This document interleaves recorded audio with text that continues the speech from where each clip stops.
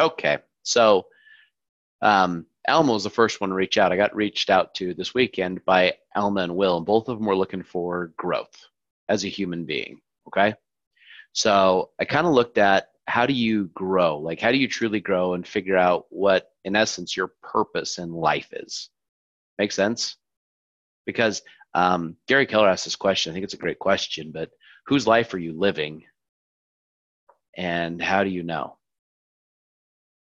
And I'm going to share a lot of this for you, but I'm really just talking to me because me growing up, I wasn't living my life. I went ahead and from until I was, let's see, 18, I just kept saying I want to be like my dad. Well, what did my dad do? My dad was an electrician. So I thought that's what I'm going to do because it was the decision I made. No, it's because that's the decision that I was told to make. You know, I don't know if you guys know this about me, but I'm not an electrician. I got a phone call yesterday with someone asking me about that. I'm not, but I wasn't living my life until I was 18, and I decided that this is my life and this is what I'm going to do with it. But everything with growth starts here, and you've got to get this to be able to go. This everyone talks about the big why and stuff like that, but it kind of starts here, and I truly believe this. It's big circle. This is first creation.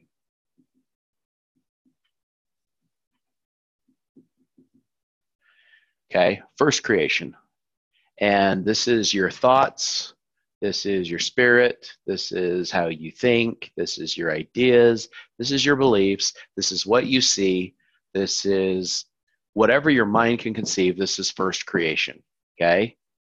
Because if you cannot go ahead and think it, you can't believe in it, you can't have an idea, you don't have a potential, you know, then you never get past first creation. Okay?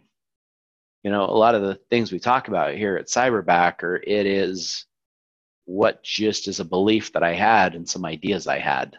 And a belief I had, and I truly still have this belief, is I don't care where in the world you're from, we're all equal. All of our crap still stinks, right? And we are wired as humans very similar, not the exact same. When I say we're similar, I'm not 7 feet tall, black, and play professional basketball, but we have a lot of similarities to us. We're all humans at the end of the day. It doesn't matter where you're from. All of us are given different gifts and opportunities, but no one's less intelligent based on where they're born. And just because you were born somewhere like Africa where you are black, it doesn't mean you're guaranteed to be tall or guaranteed to play professional basketball. Okay? It's kind of good and bad in both.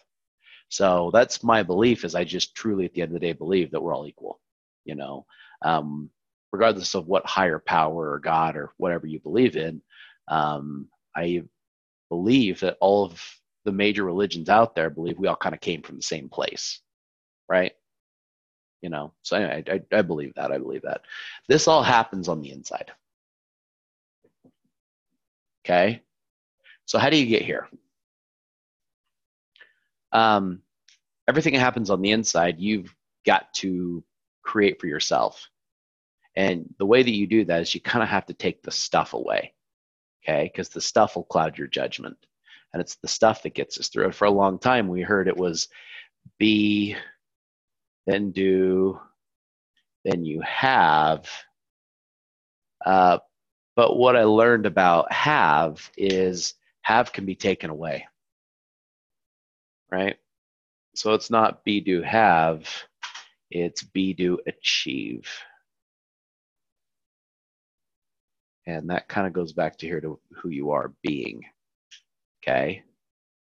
And you can align yourself with someone else's vision inside first creation when you believe fundamentally the same things they believe. I mean, if you want to know at the end of the day why I work for Keller Williams, it has nothing to do with real estate. It has nothing to do with maps. It has everything to do with the belief system of the company, okay? So until you get here, you really can't create a lot. And so the way that you get here is you have to just truly start taking it all away. And the way you do that is you've got to go to the end of your life when you're dead, when you're laying there in a box and you think about all those nice things they say about you. And it's what are the things you want said about you to be? What are you okay with them saying? and what are you not okay with him doing. No one wants to be like, yeah, that guy, he had a really nice suit. He had a nice watch. He had a really nice car one time in his life. No one says that. No one says that. So you kind of have to go to that place. And if it helps, write your own obituary. But just what you've got to do, and I'm going to challenge you to do this because I do this a lot, just sit down with a piece of paper and a pen, cut out all the distractions, and just start writing either your own obituary or write down things you'd like being said about you. What are the beliefs that people would say you had? Like I'm just going to tell you guys, sometimes I'm a little tough. One of the things for me is I don't need anyone saying, he's really nice. And it's not saying I don't want to be nice, but I would rather him say goal driven, and I'd rather him say unstoppable. And I would say would do whatever it took in a positive way. Okay. And I'd want people to say he loved people. I don't need to be nice to love people, and I do love people. I truly, at the end of the day, I love people. You want to know how to really lose with me? I love you and you hurt me back. And I still gonna love you because I just truly, you look at like a parent, I'll say, well, Gavin punches me in the face. He will sucker punch me, that son of a gun. But still love him. There's nothing that my son could ever do to make me not love him. So truly. Anyway, so you got to come to here first creation. Okay. You might want things like is an author, helped people find jobs, helped create jobs. Like that's something I would like on my tombstone when I die, job creator. So that's just me. So to find your purpose in life, you got to start with that. So that's here. Be. Who do you want to be? Some people say I want to be a doctor. Okay, well that's cool, but that's what you've made. You've answered the question of, what's your life about? You've just answered with I'm a doctor. Yeah, you'll never hear me say I'm a CEO. You might, but it's just if I really don't care about the answer. Like just I want to end the conversation. I'll always make some joke about it because when you're about more in this world, it's hard for you to say what you do. But anyway, it's going to be very purposeful and you're looking for your big why. Once you have this, then everything else happens. Outside happens. Outside. Second creation. Because if you never thought about it, you're never going to have it. You're never going to do it. You're never going to be it, right? So this is your deeds. This is in the flesh, So thoughts become deeds. Spirits manifest in the flesh, okay? You've heard some of these books. As a man thinketh, so shall he become. Ideas before results. Let's see. What you believe becomes your reality. What you see is what you get. Mind over matter. You see?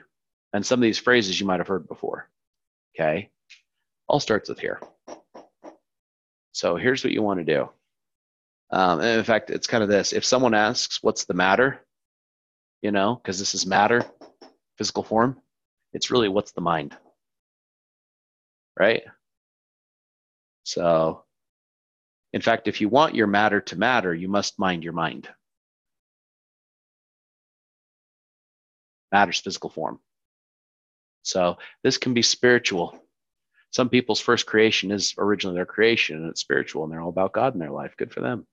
And some people aren't. And it's not good or bad. It's just how they are. Okay? So, but it's this. So, and it's finding this. And the sooner in life you figure out this, what you want your life to be about, the further you're going to go in life and the farther you're going to go in life. Because this will dictate every action you take.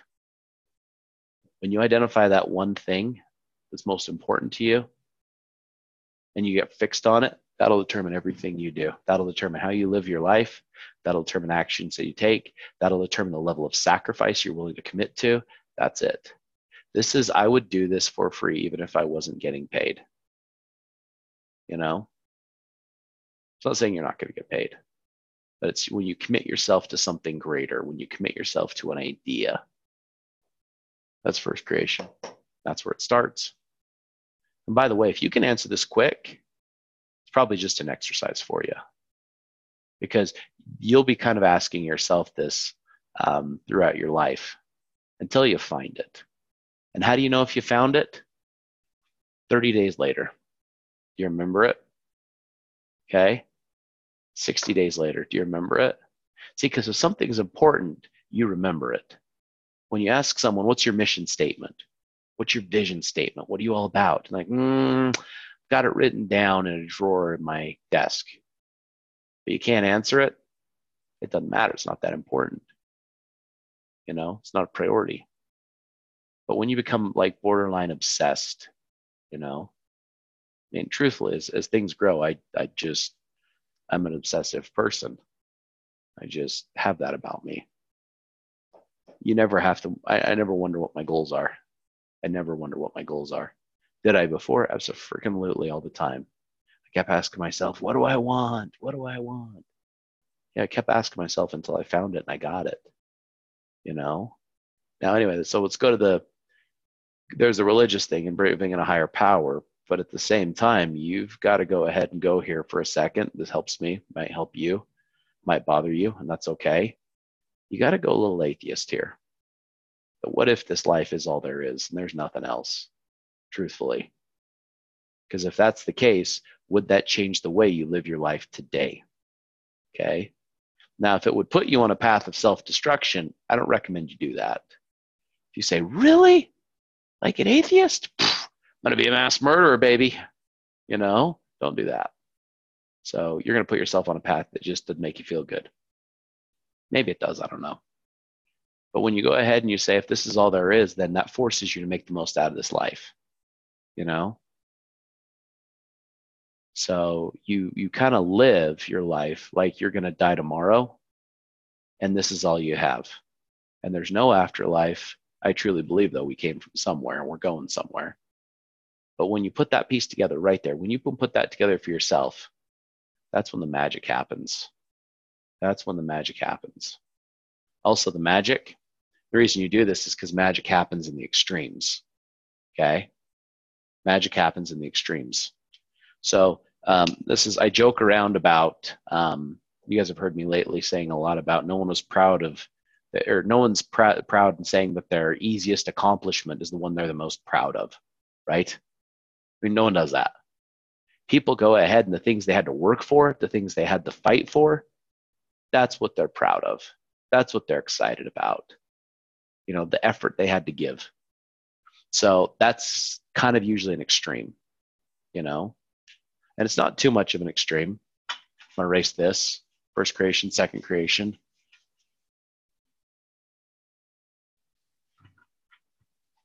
But what you're doing here, you're going to have times that you're out of balance. Balance is a lie. Sorry. Let me just show you something. Work. Let's just say family. Okay. Here's balance. All right. Now, if I go ahead and I'm living my life and I spend too much time over here for family, I go further away from work, right? And if I go ahead and I go through over here, I'm too far away from family. But where the magic happens is I'm going to go ahead and have a great experience with family. I'm going to work my freaking butt off, you know? And it's how quickly can you pull it back in from extreme to extreme. The magic moments with family are going to be right here, okay, in the extremes. This is like those once-in-a-lifetime vacations. This is working your guts out so you can buy a new car. This is those experiences right there. Those are the extremes. See, you know that the balance, it's like an extreme right now is getting married, right? Making it a long-term commitment to somebody. That is an extreme thing, okay? That's where magic happens. So by the way, if you're just kind of, well, I guess I'm kind of committed, you know, it's over here. It's not an extreme. But then the work also happens here, or the magic happens here in work. And you guys, when you're kind of over here, have you felt it? Have you felt the pressure and it's just made you better? Have you had those experiences that just make you great? It happens in the extremes, you know? So one last thing, and then we're going to go ahead and I know we got a schedule to keep, Jen. So I keep dropping the eraser. And I probably need a different one because this board doesn't erase completely. But hey, you know what? It's the first little bit. I'll probably decide that I'd rather work out on my computer screen and go back to that or get a digital board. But hey, this one is very inexpensive. It rolls around and it flips. So if you take anything in life right here, there's always going to be kind of where you're at. Okay. And this is poor and this is excellence. Okay. Here's average. I don't know anyone who is just massively excellent at everything. I don't know anyone that's poor at everything. I don't know of anyone that's a complete failure. For the right failure here. And I don't know of anyone that's a complete success. Okay. In all areas of their life and all facets. Okay. Your goal isn't to be here. Your goal is just to be better than average. Okay. That's it. So, all right. That's the 15-minute. So for everyone watching this who is doing Cyber Black, that's your homework. You just start off with first creation. You're just going to go ahead and say, here's my first creation. Here's what my life's about. Here's what I'm committed to. And here's what I'm doing and why I'm doing it. Okay. All right. So thanks, guys. Take care.